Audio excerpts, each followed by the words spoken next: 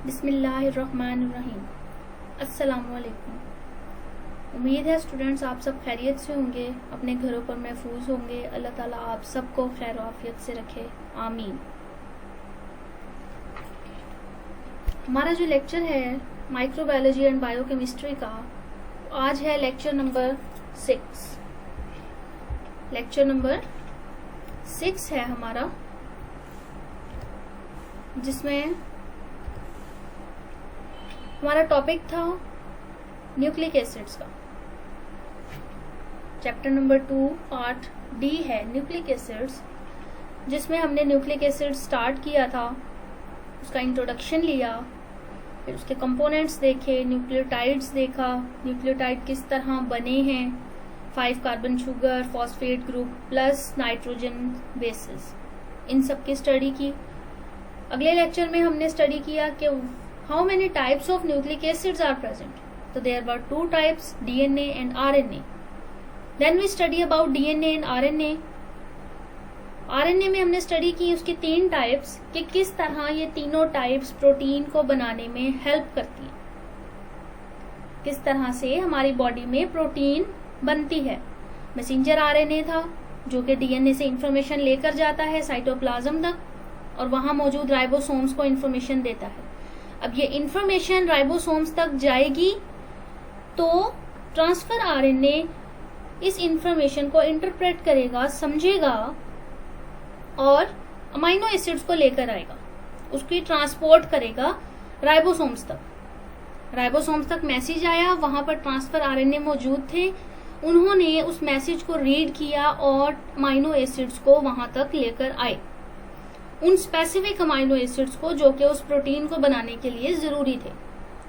फिर उसके बाद जब राइबोसोम्स तक अमाइनो एसिड्स आ जाएंगे तो राइबोसोम्स का काम होगा, यानी राइबोसोमल आरएनए का काम होगा कि वो इन अमाइनो एसिड्स को प्रॉपर तरीके से असेंबल करे, ज्वाइन करे, प्रॉपर तरीके से इन अमाइनो एसिड्स को एक पॉलीपेप्टाइड चेन की शक्ल में असेंबल करें और स्पेसिफिक प्रोटीन्स बनाए, वो प्रोटीन जिसका मैसेज मैसेंजर आरएनए डीएनए से लेकर आया है। क्लियर? इसके बाद हमने देखा था कि what is DNA, that was deoxyribonucleic acid. इसका मॉडल स्टडी किया था हमने, Watson and Crick model. Model की एक आपको मैंने डायग्राम बताई थी। डायग्राम बनाना मॉडल की जरूरी नहीं है, but you should be clear about DNA structure, that is a double stranded helical structure, anti parallel structure. कल एक पॉइंट आया था एंटी पैरेलल का, ऑपोजिट टू ईच अदर का या रिलेटिव टू ईच अदर का। आज हम उसको भी देखेंगे, किस तरह दोनों स्ट्रैंड्स आपस में ऑपोजिट होते हैं। 2 स्ट्रैंड्स थे, दोनों आपस में कैसे ऑपोजिट होते हैं, इसको भी स्टडी करेंगे। और नेक्स्ट आज जो हमारा मेन टॉपिक है, that is replication of DNA. Replication of DNA. Okay, let's start our lecture, that is replication of DNA. What is replication? कभी वर्ड सुना है? रेप्लिका सुनते होंगे, अक्सर शूटिंग ड्रेसेस जो होते हैं उसमें आप देखते हैं ये तो रेप्लिका है, किसी ब्रांड का रेप्लिका है, यानी उसकी एक कॉपी है, एग्जैक्टली सेम कॉपी। ऐसा ही है, सेम कॉपी किसी भी ओरिजिनल चीज की तैयार करना इज कॉल्ड रेप्लिकेशन। यहां पर है replication of DNA, that means to make exactly the same copy of DNA. तो रेप्लिकेशन मीन्स टू मेक, यानी बनाना, exactly same copy of DNA. Deoxyribonucleic acid की एक सेम कॉपी या एक से ज्यादा सेम कॉपीज को तैयार करना। The 2 parental strands open up. अब इसके 2 स्टेप्स हैं। बेसिकली ये 2 स्टेप्स बहुत ज्यादा वाइड हैं, इनकी इंफॉर्मेशन, इनकी डिटेल बहुत ज्यादा है, उसकी हमें जरूरत नहीं है। हम जस्ट इंफॉर्मेशन के लिए देखेंगे कि रेप्लिकेशन ऑफ डीएनए होती क्या है, मेजर स्टेप इसमें कौन सा इन्वॉल्व है. तो that is the first point is the two parental strands open up. दो स्ट्रैंड्स डीएनए के ओपन अप होते हैं, खुल जाते हैं. Then the in front of these two strands, अब दो स्ट्रैंड ओपन अप हुए तो वो सेपरेट होकर एक एक स्ट्रैंड बन गया, जस्ट लाइक आरएनए स्ट्रैंड. तो इनके साथ न्यूक्लियोटाइड्स ज्वाइन करेंगे टू मेक न्यू स्ट्रैंड और a new copy of DNA. Then in front of these two strands nucleotides joined to make a new strand or a new DNA copy. How?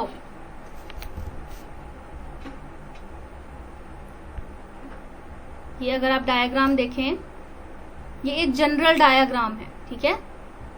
इसमें ये जो आप brown देख रहे हैं, इस तरह से यहां तक डीएनए है, ठीक हो गया. यहां से ये स्ट्रैंड इस तरह से सिंगल हो जाएगा. ये ब्राउन स्ट्रैंड आप देख सकते हैं, ये सिंगल हो जाएगा. इसी तरह जो दूसरा स्ट्रैंड आ रहा था ऊपर से, वो भी इस तरह से सिंगल स्ट्रैंड में नीचे की तरफ मूव कर जाएगा.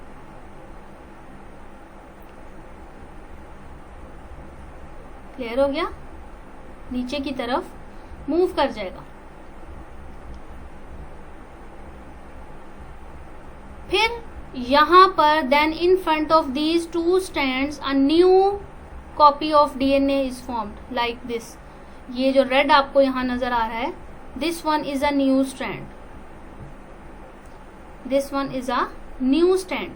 नीचे की तरफ मूव कर रहा है, that's why it is a lagging strand. अब ये नीचे की तरफ स्ट्रैंड, नया स्ट्रैंड नीचे मूव कर रहा है, दैट मीन्स जो हमारा ओल्ड स्ट्रैंड था, यहाँ पर पेरेंटल स्ट्रैंड था, वो ऊपर की तरफ मूव कर रहा था. ऊपर मूव कर रहा था, इसी वजह से दूसरा स्ट्रैंड नीचे की तरफ मूव कर रहा है. तो जो हमारे न्यूक्लियोटाइड्स हैं वो ऊपर से नीचे की तरफ ज्वाइन होना स्टार्ट होंगे. जबकि यहां पर अब ये नीचे मूव कर रहा था स्ट्रैंड, पेरेंटल स्ट्रैंड, तो ये पेरेंटल स्ट्रैंड ऑब्वियसली ऊपर मूव करेगा, कर रहा है. ये पेरेंटल स्ट्रैंड ऊपर की तरफ मूव कर रहा है because they are anti parallel, opposite to each other. एक ऊपर की तरफ मूव कर रहा है, एक नीचे की तरफ मूव कर रहा है. सेपरेट होंगे तो जो ऊपर की तरफ मूव कर रहा है वहां से स्टैंड नीचे आएगा न्यू वाला, और यहां से न्यू स्टैंड ऊपर की तरफ जाएगा. ये आप देख सकते हैं, ये ब्लू वाला स्टैंड ऊपर की तरफ मूव कर रहा है. रेप्लिकेशन फॉर्क तक जाकर, एक पॉइंट तक जाकर वो न्यू डीएनए को बनाते. ये हेलिकेज एंजाइम है जो कि इन दो स्ट्रैंड्स को तोड़ता है, दो स्ट्रैंड्स को तोड़ता है.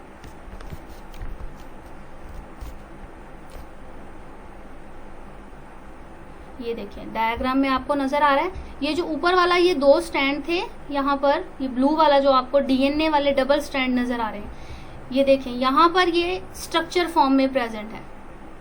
किस फॉर्म में? स्ट्रक्चर की फॉर्म में. ये देखें 5 एंड से स्टार्ट हो रहा है, 3 एंड तक जा रहा है. जबकि इसका जो दूसरा स्ट्रैंड है वो 3 एंड से शुरू हो रहा है, 5 एंड तक जा रहा है.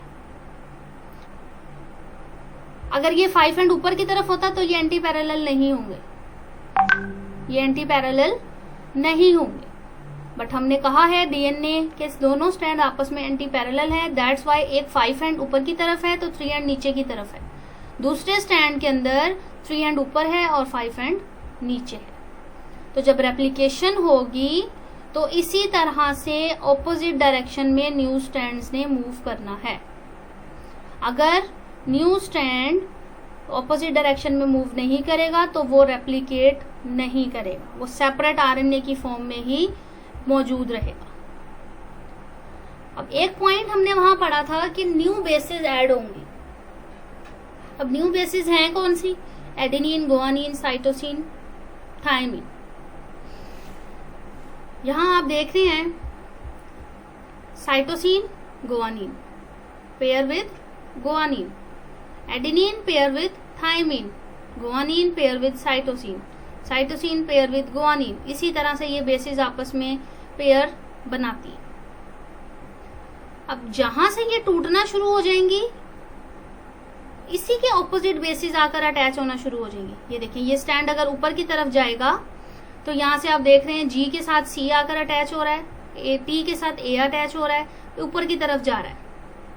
अगर नीचे की तरफ जाना है तब भी इसी तरह से एडेनिन के साथ थायमीन अटैच होगी, साइटोसिन के साथ गुआनिन अटैच होगी, थायमीन के साथ एडेनिन, उसी तरह से ये बेस पेयरिंग स्टार्ट होती जाएगी।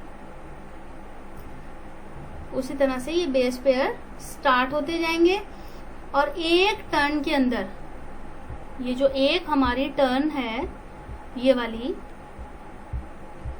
इस तरह से इस एक हेलिक्स के अंदर टोटल 10 बेस पेयर्स मौजूद होते हैं।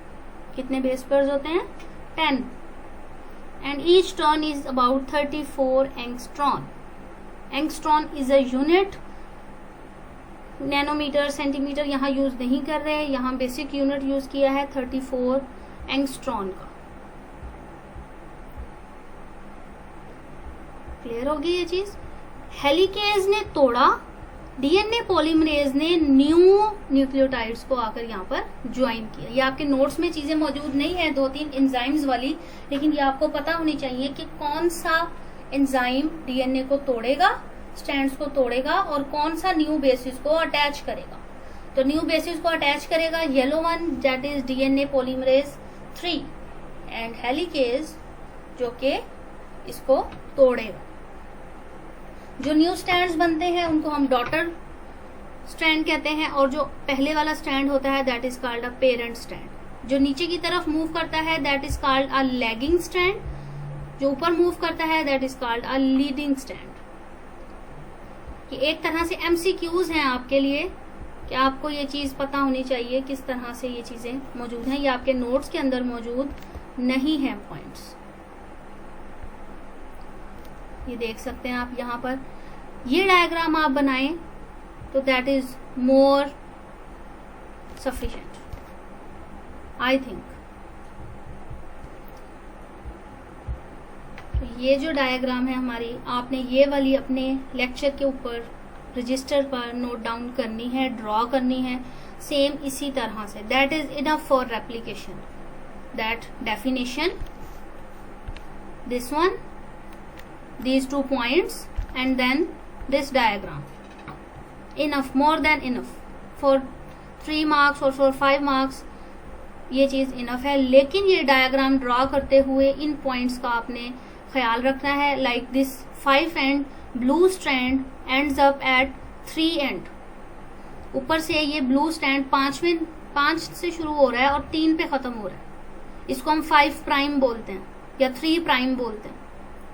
और यहां से ये ब्लू स्टैंड 3 प्राइम से शुरू होकर यहां से ये ब्लू स्टैंड 5 प्राइम पर एंड अप हो रहा है। ऐसा नहीं करना कि आपने न्यू स्टैंड को नाम दे देना है 3 का और उसको दे देना है 5।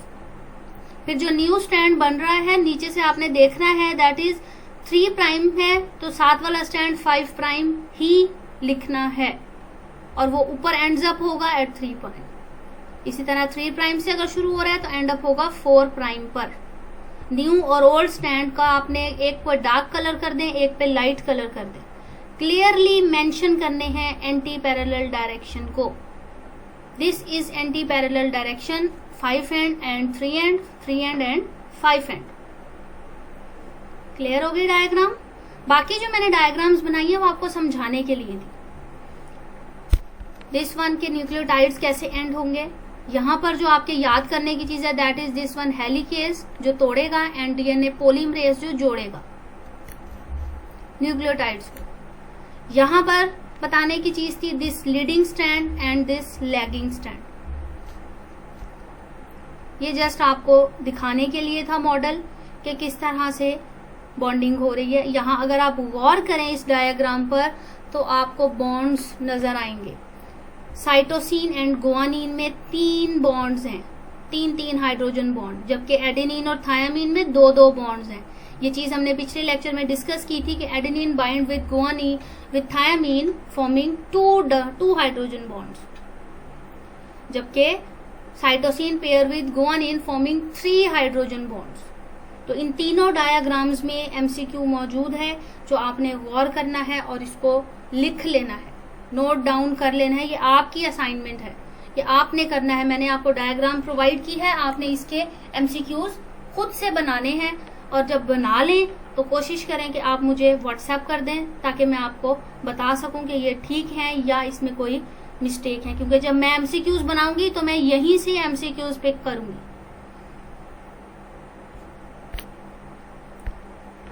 क्लियर हो गया? द नेक्स्ट हमारा टॉपिक है characteristics of DNA and RNA, यानी कि खुसूसियात डीएनए और आरएनए की। आपके नोट्स में सेपरेट सेपरेट लिखी है, यहाँ हमने इकट्ठा कर दिया, आपने इसको ही याद करना है। वही चीज है, कुछ एक्स्ट्रा है लेकिन जरूरी है। सबसे पहले आप उसका फीचर बताएंगे कि क्या फीचर हो सकता है, उसका काम क्या है, what is the function, strands कैसे हैं, न्यूक्लियोटाइड्स कौन से हैं, शुगर कौन सी है, साइज कितना है, स्टेबल है या अनस्टेबल है, लोकेशन सेल के अंदर कहाँ है इसकी। तो फर्स्ट वन है डीएनए। तो डीएनए का फंक्शन क्या है? It holds the genetic information. हमारी जितनी भी जेनेटिक इंफॉर्मेशन है जो पेरेंट्स से बच्चों में मुंतकिल होती है, वो सारी की सारी डीएनए कंट्रोल करता है। अब आरएनए क्या करता है? इस जेनेटिक इंफॉर्मेशन को ट्रांसलेट करता है। इस जेनेटिक इंफॉर्मेशन को ट्रांसलेट करता है, यानी transcribe and regulate the genetic information. Transcribe and regulate the genetic information. Strands. It is double-stranded. RNA is single-stranded. Nucleotides are adenine, thymine, cytosine, and guanine. RNA में adenine, uracil, cytosine, and guanine. Deoxyribose is present in DNA. RNA contain ribose. Size DNA का large है. It is a large polymer. जबकि RNA is of variable in size but smaller than the length of DNA. DNA से small size में होता है और size इसका different होता है। स्टेबल है डीएनए जबकि आरएनए अनस्टेबल है। Location in the cell, a very small amount is present in mitochondria and chloroplast. Chloroplast में भी ये प्रेजेंट होता है समटाइम। जबकि RNA move from nucleus to cytoplasm and ribosome. Nucleus के साथ साथ ये क्लोरोप्लास्ट में भी डीएनए मौजूद होता है। Okay, this one is also added in chloroplast also.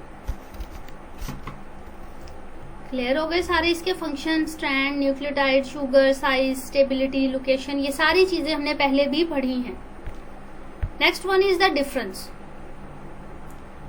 Difference between DNA and RNA, वही डिफरेंसेस हैं, वही सारी बातें हैं जो हम शुरू से इस चैप्टर के अब तक पढ़ते आ रहे हैं। It is a double stranded, RNA is single stranded, present in nucleus, chloroplast, mitochondria. RNA present in cytoplasm, ribosome and nucleus. DNA contain genetic information about an organism, while RNA form the copies of that information for protein synthesis.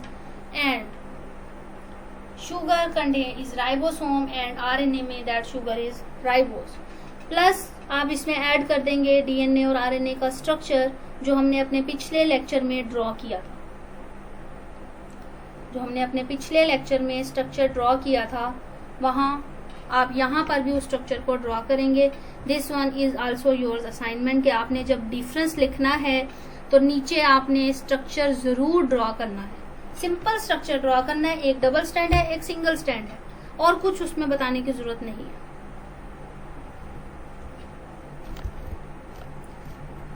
Okay, next one is gene. It is a part of DNA obviously. It have a message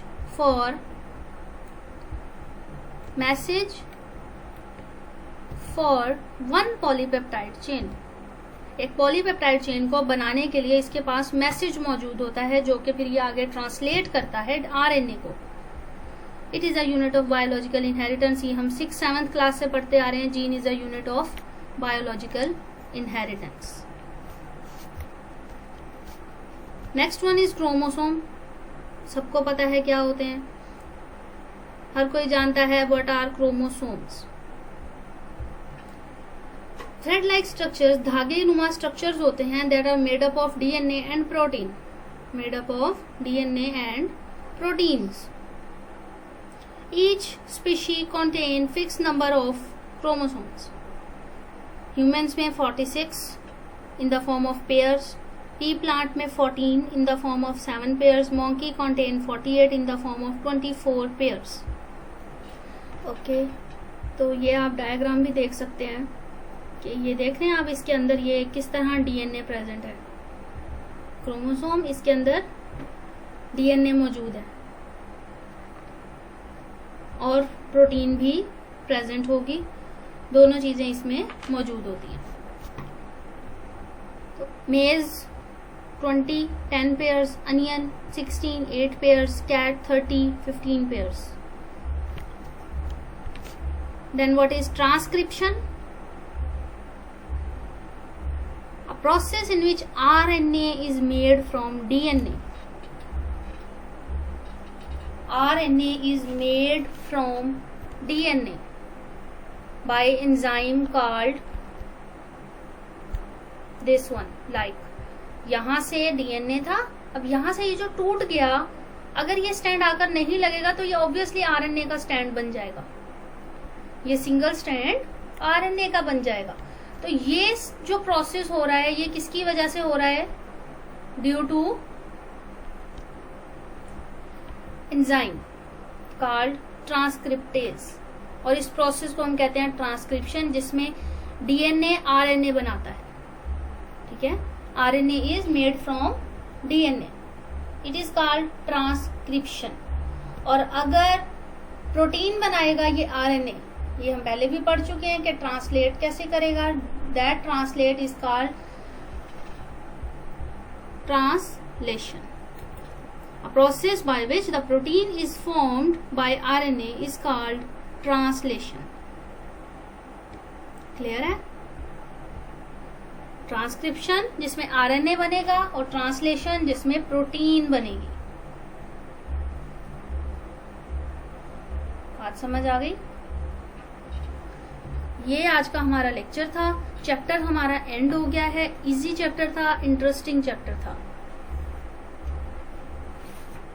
मेरा ख्याल से कोई मुश्किल नहीं होनी चाहिए इस chapter में आपको। टेस्ट आप लोग अपना रिवाइज करके रखें। आफ्टर 1 to 2 आवर्स मैं आपको व्हाट्सएप करूंगी, तो आपने उस टेस्ट को सॉल्व करना है, परफॉर्म करना है। 3 साढ़े 3 के करीब मैं आपको सेंड कर दूंगी, तो आपने उस टेस्ट को बराए मेहरबानी ईमानदारी के साथ परफॉर्म करना है। नहीं आता, नो इशू, उसको याद करें, अच्छी तरह से पढ़ें, फिर उसको सॉल्व करें। देन उसको चेकआउट करें कि आपने कहाँ मिस्टेक की हैं, क्या मिस्टेक्स की हैं, और उस टेस्ट को अपने पास सेव करके रखें, क्योंकि जब आप आएंगे तो मैं ये चीज मेक श्योर जरूर करूंगी कि आपके वो सारे टेस्ट मैं आपसे लूं, फिर ही आपके मार्क्स में एंटर करूंगी। क्लियर है सबको? Okay, thank you so much. Allah Hafiz.